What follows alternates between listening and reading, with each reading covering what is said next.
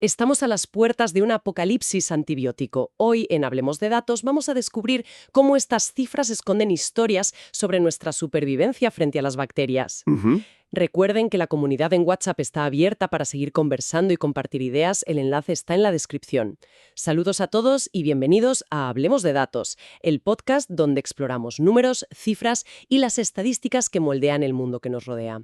Hola, encantado de estar aquí. Y bueno, nuestra misión en la inmersión profunda de hoy es, desentrañar todo este enorme volumen de datos que rodea a la resistencia a los antimicrobianos. Lo que en los informes clínicos llaman RAM, ¿verdad? Exacto, la RAM. Y creo que es fundamental establecer desde el minuto uno que no estamos debatiendo un escenario hipotético. Ya. O sea, no es el guión de una película de ciencia ficción. Los antibióticos que literalmente sostienen toda la arquitectura de la medicina moderna están perdiendo su eficacia. Y lo hacen a una velocidad que ya podemos medir. Madre mía, es que suena muy fuerte. ¿Es que lo es? Si proyectamos las tendencias de las curvas de datos actuales, intervenciones que hoy toda la sociedad considera absolutamente rutinarias, pues conllevan un riesgo altísimo. Hablamos de cosas como, no sé, practicarse una cesárea. Totalmente. Una cesárea, someterse a un reemplazo de cadera o recibir un ciclo de quimioterapia. Intervenciones así tendrían un riesgo de mortalidad enorme. Las defensas que damos por sentadas están fallando estrepitosamente. Claro, es que siempre que se aborda este tema, suele presentarse como una amenaza del futuro, como una especie de advertencia lejana, ¿no? Sí, como si fuera un problema para las próximas generaciones. Es crítico. Hablamos de que la resistencia antimicrobiana fue la causa directa de 1.027.000 muertes en un solo año. Una barbaridad. Y estuvo asociada a casi 5 millones de fallecimientos a nivel global. Fíjate, para dimensionar esa cifra de 1.027.000 muertes directas, significa que las bacterias resistentes ya matan a más personas anualmente que el VIH o la malaria. ¡Ostras! ¿Más que el VIH y la malaria juntos o por separado? Que cada uno de ellos. O sea, la crisis está instaurada en el presente, no es del futuro. Y los modelos predictivos que analizan la evolución de estas cepas advierten algo peor. Cuéntame. Pues que para el año 2050 podríamos cruzar la línea de los 10 millones de muertes anuales. 10 millones. Se dice pronto. Sí, y el impacto colateral, bueno, es financiero también. La pérdida acumulada proyectada asciende a 100 billones de dólares en el Producto Interior Bruto Mundial. Claro, me imagino que por los costes de hospitalizaciones larguísimas Y la caída en picado de la productividad, exacto. La gente no puede trabajar si está postrada o muriendo de infecciones básicas. Ya, es lógico. Y aterrizando estos macrodatos a un entorno local, para entender un poco el impacto real, las cifras del Instituto Nacional de Salud en Colombia son reveladoras. Solo en 2021 se registraron 4.850 muertes directamente atribuibles a la RAM. Uf. Y esas son solo las directas, ¿no? Eso es. Y hubo unas 19.600 asociadas. Vale, vamos a desglosar esto. Porque revisando los historiales clínicos de esas muertes locales, los culpables no son patógenos raros descubiertos en una selva remota. ¿Qué va? Para nada. Son viejos conocidos de los pasillos de cualquier hospital, como el Staphylococcus aureus resistente a la meticilina. El famoso SARM. Sí, es un clásico de las unidades de cuidados intensivos. Pues revisando la documentación antes de grabar, encontré una contradicción aparente que no me cuadra. A ver si me la puedes explicar. Dispara. La investigación muestra que desde 1990 hasta 2021 la mortalidad por resistencia antimicrobiana en niños menores de 5 años cayó en picado, más de un 50%. Ujú, es cierto. Sin embargo, en la franja de los adultos mayores de 70 años, las muertes se dispararon un 80%. Entonces, mi duda es, si estamos perdiendo la guerra contra las bacterias, ¿por qué los niños sobreviven más? Es una excelente observación. ¿Es esto simplemente una consecuencia natural de que la población envejece o el sistema médico está fallando de una forma muy específica con nuestros mayores?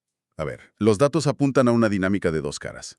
La reducción drástica de la mortalidad infantil es el dividendo directo de las campañas globales de vacunación. Ah, claro, las vacunas. Sí, vacunas como las conjugadas contra el neumococo o el rotavirus. Y a esto hay que sumarle la mejora en las infraestructuras de agua potable a nivel mundial. Simplemente enferman menos en primer lugar. Exactamente. Los niños contraen muchísimas menos infecciones bacterianas primarias, por lo que, por pura lógica, necesitan menos antibióticos. Vale, tiene sentido. ¿Y qué pasa con los mayores de 70? Pues que ese aumento expone un fallo estructural gravísimo. Una población envejecida convive con más enfermedades crónicas, ¿no? Y por tanto pasa mucho más tiempo dentro de los recintos hospitalarios. Ya, y los hospitales no son precisamente lugares libres de bacterias. Todo lo contrario. El problema radica en que los hospitales modernos utilizan un montón de procedimientos invasivos, catéteres intravenosos, sondas, respiradores artificiales. Claro. Y todo eso rompe las barreras de la piel. Rompen las barreras naturales de la piel y las mucosas. Eso es, un adulto mayor con un sistema inmunitario ya debilitado entra a un entorno que, por pura presión evolutiva, concentra las bacterias más duras. Las más supervivientes, vamos. Tal cual. Y cuando una de estas bacterias que ya ha aprendido a neutralizar los antibióticos de último recurso entra por un catéter, el desenlace suele ser fatal. ¡Ostras! Vale, entiendo que las UCIs y las salas de cirugía operan como ollas a presión evolutivas, pero, a ver, los hospitales no pueden ser los únicos lugares donde se están criando estas superbacterias, ¿verdad? Ni mucho menos. Y aquí entramos en un terreno espinoso. Esto nos lleva a lo que hacemos nosotros, los ciudadanos, en nuestro día a día. Porque los datos sobre el consumo general de medicamentos muestran un comportamiento alarmante. Muy alarmante, sí. Hay estudios recientes en Bogotá que revelan que el 56,1% de las personas encuestadas admiten automedicarse de forma habitual. Es una cifra altísima. Y tirando de clásicos, o sea, de la amoxicilina y la ampicilina ante cualquier molestia. Que si me duele la garganta, amoxicilina. Claro, y el detalle crítico de esos estudios no es solo la intención de automedicarse, sino la tremenda facilidad para hacerlo. Ya, que vas si lo compras. Exacto. Un 79,9% de esas personas consigue los medicamentos en las farmacias sin que nadie les exija una receta médica. ¿Tela? Casi el 80%. Y ojo a esto. La pandemia de la COVID-19 distorsionó por completo las estadísticas. Impulsada por el miedo y por la saturación de los centros de salud, la automedicación global con antibióticos rozó el 80% en los picos de contagio. Pero, a ver, los antibióticos son completamente inútiles contra un virus como el de la COVID. Completamente inútiles. Pero la gente los compraba igual. A nivel estadístico, esto se mide con un indicador que llamamos dosis diarias definidas, o DDD. Vale. Colombia, por ejemplo, mantiene un consumo de 8,1 DDD por cada 1000 habitantes. Y lo preocupante de ese volumen es que una porción gigantesca corresponde a antibióticos de amplio espectro. Los que son como una bomba nuclear. Eso es. Precisamente los que la Organización Mundial de la Salud ruega, y digo ruega, que se reserven exclusivamente para emergencias críticas. Madre mía. A ver si lo entiendo bien desde el punto de vista biológico. ¿Tomar una dosis menor a la recomendada? ¿O cortar el tratamiento al tercer día porque, oye, ya no me duele la garganta? El clásico error. Eso es esencialmente montar un campo de entrenamiento militar para bacterias, ¿no? Me gusta esa analogía. O sea, al someterlas a un ataque débil o incompleto, solo conseguimos aniquilar a las bacterias más frágiles, a los reclutas novatos. Exacto, a las que no tenían defensas. Y las que sobreviven son las que ya tenían alguna mutación aleatoria que les daba ventaja. Entonces, al matar a su competencia, les dejamos todo el espacio y los nutrientes del cuerpo libres para que esas fuerzas especiales mutantes se multipliquen a sus anchas. El mecanismo funciona exactamente bajo esa premisa. Es un proceso biológico denominado presión selectiva. Presión selectiva, vale. Pero fíjate, la realidad a nivel microscópico es todavía más compleja y fascinante que eso. Las bacterias no solo sobreviven y se dividen, sino que tienen la capacidad de compartir su código genético de resistencia con otras bacterias. Espera. Bacterias que nunca han estado expuestas al medicamento. Exactamente. Lo hacen a través de unas pequeñas moléculas de ADN llamadas plásmidos. Espera, ¿me estás diciendo que pueden pasarse los planos para derrotar el antibiótico? Literalmente. O sea, imagina que una bacteria descubre cómo fabricar una enzima que destruye la penicilina. Vale. Esa bacteria empaqueta las instrucciones en un plásmido, que funciona básicamente como un pequeño disco duro portátil, o un pendrive. Un pendrive bacteriano. Increíble. Tal cual. Y se lo transfiere físicamente a otra bacteria vecina, por ejemplo en el intestino humano. Y lo más aterrador es que pueden transferir estos plásmidos entre diferentes familias de bacterias. ¡Ostras! O sea, ni siquiera tienen que ser de la misma especie. No. Por eso, cuando permitimos que la venta libre en farmacias fluya sin control, estamos aplicando una presión selectiva masiva sobre toda la población. No es un problema aislado del señor que se toma mal la pastilla. Claro, ese señor se convierte en un peligro público, entre comillas. Exacto. Esa persona se convierte en una incubadora de una cepa hiperresistente que luego propaga en el transporte público, en la oficina o en su propio entorno familiar. Uf. Y aquí es donde la cosa se pone realmente interesante. Porque asumimos que la historia del medicamento termina cuando nos tragamos la pastilla o cuando tiramos el blister a la basura. Ya, pero nada más lejos de la realidad. Porque el cuerpo no absorbe el 100% del compuesto químico, ¿verdad? Lo excretamos. Y el viaje continúa por las tuberías y llega hasta nuestros ríos. Así es. Los documentos que analizamos hoy introducen aquí un concepto clave llamado una salud, que plantea que la salud humana, la animal y la medioambiental son en realidad un único circuito cerrado. Es que el enfoque de una salud es la única manera realista de interpretar las cifras de las que hablamos hoy. Te doy un dato. Venga. Los investigadores de la Universidad Nacional realizaron mediciones en la cuenca del río Bogotá, ¿vale? Y detectaron la presencia de acitromicina, que es un antibiótico muy común, en concentraciones de 3,99 microgramos por litro en el agua. Vale, pero para las que no somos químicos, ¿qué significa ese número? O sea, 3,99 es mucho, es poco. Pues mira, en toxicología ambiental utilizamos un parámetro llamado PNC, que estima la concentración máxima previsible sin efecto. El límite de seguridad, digamos. Eso es, el límite antes de que el químico empiece a alterar de verdad el ecosistema. Pues bien, el PNEC para la acitromicina es de apenas 0,03 microgramos por litro. 0,03. Y encontraron casi 4. Exacto. Los niveles detectados en el río están más de 130 veces por encima del límite biológico seguro. Toda el agua de esa cuenca está completamente saturada de antibiótico. Un momento. Tengo que hacer de abogada del diablo aquí. Yo entiendo que los residuos viajan por el desagüe, pero para eso invierten las ciudades millones en infraestructuras. Ya sé por dónde vas. ¿Qué pasa con las depuradoras de aguas residuales? Se supone que esas plantas gigantes están diseñadas específicamente para limpiar los desechos de las ciudades antes de devolver el agua a la naturaleza.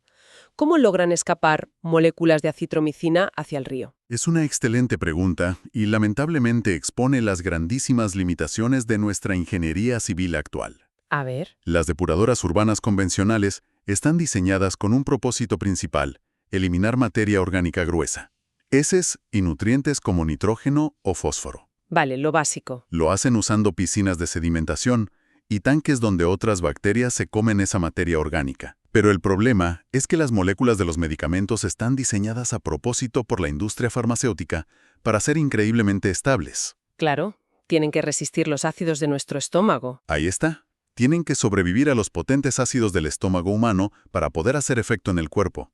Y esa misma coraza molecular hace que las bacterias de la depuradora sean incapaces de digerirlas. ¡Ostras, qué ironía! Y tampoco se degradan fácilmente por la fotólisis, es decir, la luz del sol que da directamente sobre el río no logra romper sus enlajes químicos.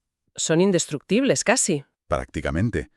Salvo que la depuradora cuente con procesos terciarios muy avanzados y costosos, como la ozonización o la filtración por membranas, el antibiótico simplemente pasa de largo, llega al río y somete a todas las bacterias acuáticas a esa presión selectiva continua. Madre mía. Y a esto hay que sumarle que el origen de esta contaminación no es solo la farmacia de la esquina o el hospital. No, ni mucho menos. Gran parte del volumen proviene de lo que ponemos en el plato.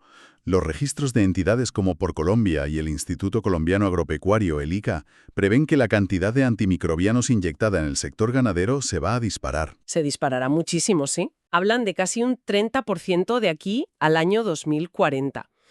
Y el ciclo nos golpea en toda la cara cuando los datos demuestran que el agua de riego, por ejemplo, en distritos agrícolas como La Ramada, en Cundinamarca, está trasladando bacterias blindadas como la E. coli y la Klebsiella Directamente a los cultivos. directamente a las hortalizas que luego nos comemos en una ensalada. Es que es una locura. Es que la producción ganadera intensiva recurre a los antibióticos de forma sistemática.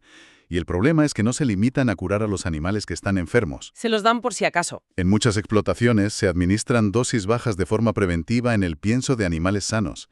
E incluso, fíjate, para acelerar su engorde y llevarlos antes al matadero. Ya por pura rentabilidad económica. Subterráneas o se esparce como fertilizante en el campo. Vale, y ahí se mezcla todo. Si cruzas las escorrentías agrícolas con los vertidos de las depuradoras urbanas, que ya hemos visto que no pueden retener los fármacos humanos, pues conviertes los ríos y los campos de cultivo en un laboratorio gigante a cielo abierto para la evolución de superbacterias. Vale, el panorama es abrumador. O sea, tenemos patógenos intocables en los quirófanos, ciudadanos que se atiborran de amoxicilina ante un simple resfriado y un sistema de tratamiento de aguas que es incapaz de filtrar los químicos que vertemos. Resumido a la perfección. Básicamente estamos regando nuestras verduras con un cóctel farmacéutico. Frente a este asedio, ¿cuál es nuestra línea de defensa? Porque leyendo los informes hay todo un plan institucional en marcha, Sí, por suerte hay planes. como el Plan Nacional de Respuesta a la RAM en Colombia para el ciclo 2025-2030. ¿Qué herramientas reales aporta este plan? ¿Hay esperanza? Bueno, a ver, el documento traza una estrategia sólida, la verdad. Está centrada en expandir los programas de optimización de antimicrobianos, lo que en el ámbito médico se conoce como PROA. PROA, ¿vale? Históricamente, estos protocolos de control rigurosos solo existían en grandes hospitales de máxima complejidad, pero la directiva actual busca implantarlos en centros de salud primarios y ambulatorios. O sea, llevar el control a la base del sistema. Exactamente. Además, fuerza una mesa de trabajo conjunta bajo el marco este de Una Salud que mencionabas, obligando a los ministerios de Salud, Agricultura y Medio Ambiente a compartir datos y establecer límites conjuntos en lugar de trabajar, pues eso, cada uno por su lado. Ya, en silos aislados que no sirve de nada. Eso es. Sin embargo, la innovación tecnológica más destacable que recogen los datos y que creo que te va a gustar es la integración de sistemas de inteligencia artificial en el flujo de trabajo clínico. Sí, eso me produce muchísima curiosidad. El informe menciona un proyecto piloto de IA funcionando ya en la Clínica Infantil Santa María del Lago, en Bogotá. ¿Correcto? Pero, a ver, ¿cómo pelea un algoritmo contra una bacteria? Porque yo entiendo que rastrea las historias clínicas de los pacientes y las compara en tiempo real con los cultivos que salen del laboratorio, ¿no? Va por ahí, sí. O sea, si un médico receta un antibiótico fortísimo, lo que llamaríamos un bombardeo en alfombra, pero la IA se da cuenta, al leer el laboratorio, de que la bacteria caería con un medicamento mucho más básico y menos dañino. ¿Qué hace? ¿Bloquea o alerta al especialista para que cambie la receta? Ese es exactamente el valor de la herramienta. El factor tiempo. Fíjate, en la práctica clínica diaria, cuando un paciente llega grave a urgencias, el médico no puede esperar entre 48 y 72 horas a que la bacteria crezca en una placa de Petri en el laboratorio. Claro, el paciente se muere. Exacto. Tiene que actuar a ciegas e iniciar un tratamiento empírico, y para eso utiliza antibióticos de amplísimo espectro que, como tú decías, aniquilan de todo. El bombardeo en alfombra. Eso es. Pues lo que hace la IA es acortar drásticamente esa ventana de incertidumbre.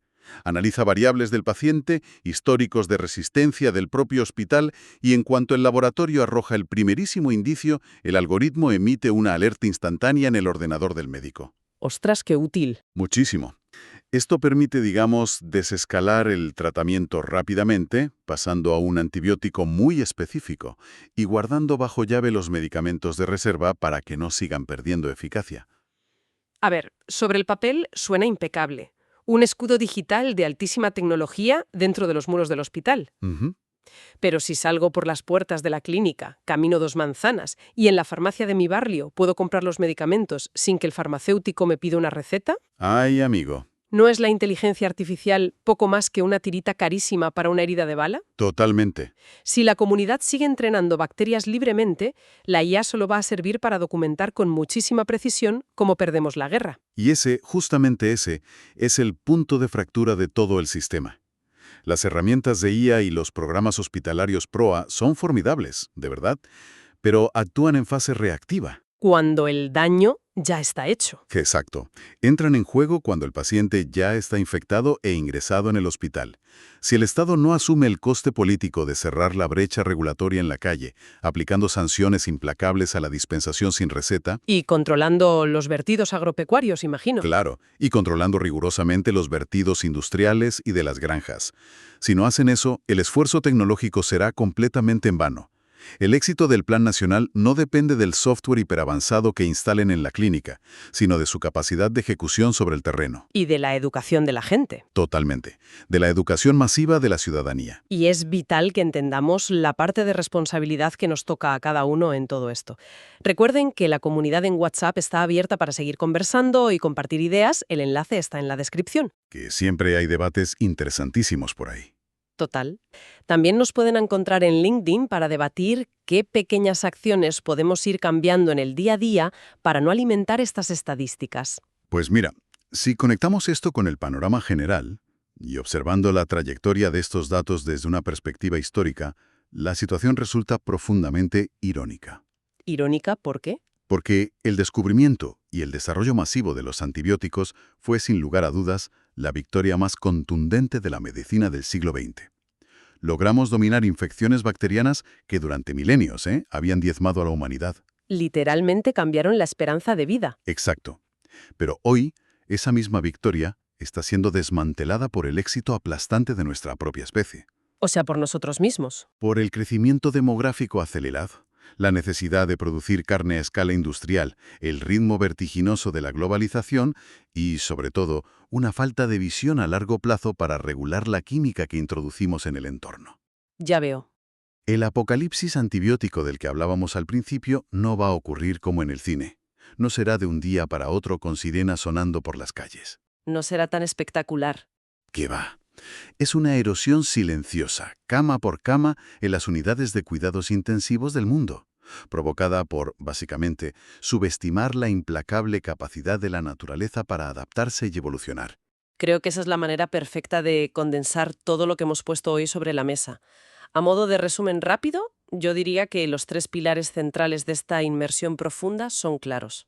A ver, Primero, la magnitud del problema ya no es una advertencia de futuro, es una realidad cuantificable que nos empuja hacia los 10 millones de muertes anuales proyectadas para 2050. totalmente. Segundo, nuestras malas prácticas cotidianas, desde tomar medicamentos sin receta hasta el vertido de químicos que nuestras depuradoras no pueden frenar, han convertido nuestras ciudades y nuestros ríos en campos de entrenamiento para superbacterias. El famoso laboratorio a cielo abierto. Exacto. Y tercero, la única ruta de escape viable requiere implementar la estrategia de una salud, donde herramientas avanzadas como la IA en los hospitales funcionen en sincronía total con controles drásticos en la ganadería, la agricultura y la gestión del agua. Un resumen impecable. Y esto plantea una pregunta fundamental, que es quizá la implicación más cruda que subyace en todas estas investigaciones. Te escucho. Si el esfuerzo regulatorio fracasa y las bacterias logran inutilizar nuestro arsenal farmacológico de forma definitiva, las consecuencias rebasan y por mucho los pasillos de los hospitales. La humanidad entera regresará de facto a una vulnerabilidad propia del siglo XIX. Madre mía, la época prepenicilina. Exacto. Una era donde arañarse la rodilla jugando en el parque, hacerse un corte superficial arregando unas macetas o un parto completamente rutinario podrían derivar en una septicemia mortal sin tratamiento posible. Escalofriante. Y vivimos rodeados de tecnología y comodidades, pero yo estoy convencido de que cabe preguntarse si, como sociedad, estamos remotamente preparados para volver a experimentar ese nivel absoluto de fragilidad frente al mundo microscópico. Te deja sin palabras, la verdad. Bueno, si les gustó este episodio, suscríbanse a nuestro canal de YouTube para no perderse los próximos. Y si quieren conversar más a fondo, únanse a nuestro grupo de WhatsApp. Y pues nada, en el próximo episodio estaremos de nuevo hablando de datos.